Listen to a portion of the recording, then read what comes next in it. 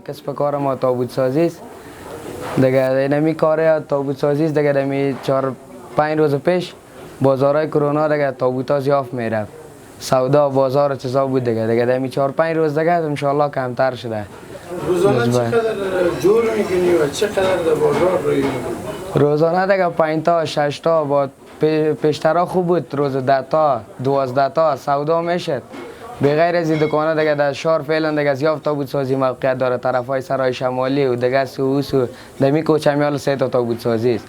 دیگه پیشتر دیگه 5 روز پیش 10 تا تابوت روز میرفت. 8 تا 10 تا 15 تا دیگه دمی 3-4 روز ان شاء الله کمتر شده. 1 تا تابوت 2 تا تابوت تا روز میشه نمیشه.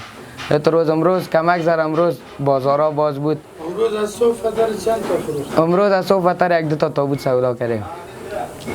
چند تا جور کردیم؟ امروز دیگه 1-3 دانه جور کردیم 2 تا سودا کردیم. 1 تا 5 روز کرونا که کش کرده بود بازارا بود زیاد می آمد. دیگه دمی 4-5 روز خوب شده کمتر شده ان شاء الله. با پارسال خوب بود. در قرنطینه پارسال تخته ارزان بود. تابوت 1300-1200 قراردادی جور میگریم. حال قرارداد هم بیایم 1400 کم جور نمیکنیم. کار خردترین تابوت هم باشه. 1 تا تابوت با خود چند تمام میشه؟ 1 تا تابوت دیگه به خود ما که مصرف کرای دکان و چیزا بگیری 1100 تمام میشه. 1 تابوت 1 تابوت همون تابوت 200-300-400 اونمو فایده شه.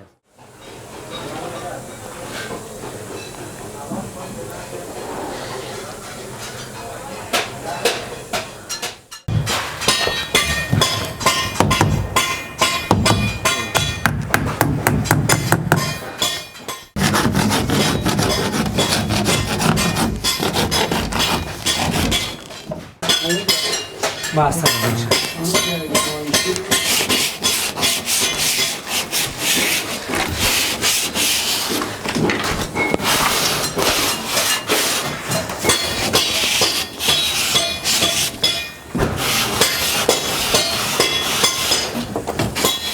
قیمت ها دیگه تختام در بازار قیمتتر شده دیگه از وقتی که مسئله همیگه پا شده دیگه تختام قیمت شده دیگه. تابوت هم وقت می آمد در خانه 1200-1400 حال دیگه تابوت هم نسبت تخته قیمت شده 1600 2000 1800 دیگه میشه دو رقم است. یکی جای شیشه داره نداره. او تابوت ها نسبت به این تختهش هم بالاست. قیمت از این با میاد 2700 2500 بازی تابوت ها که از تختهش نازک از دیگه ارزانتر میاد 1500 1600 1700 دیگه نسبت به نفر دیده که چقدر خودت خود جور میکنی به این باز پرچون چند میفروشه؟